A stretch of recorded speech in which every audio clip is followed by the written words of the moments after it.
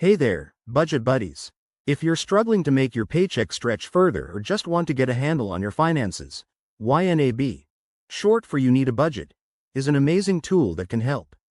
Today, I'm diving into how to allocate your paychecks in YNAB, step by step, so you can start building a rock-solid budget right away. Let's jump in. First off, what is YNAB? It's a budgeting app that revolves around one simple idea: give every dollar a job. So, when your paycheck hits your account, the goal is to assign that money purposefully before you spend it. Start by logging into the YNAB app or website. If you're new, take a minute to set up your budget categories, like rent, groceries, entertainment, and savings, to make this process smoother. Once you're in, head to the Budget tab where you'll see your income inflows.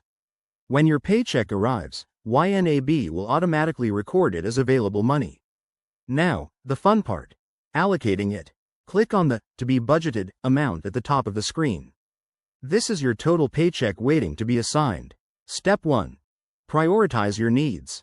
Assign funds to fixed expenses first, like rent or utilities. For example, if your rent is $1,000, put that amount into the rent category right away. Next, cover your essentials like groceries and transportation. YNAB makes this easy with its category system. Just drag and drop or type in the amounts. Step 2. Don't forget the true expenses. These are irregular costs, like car repairs or holiday gifts. Set aside a little each month so you're not caught off guard. YNAB's interface will show you how much you have left to allocate, helping you avoid overspending. Finally, review and adjust.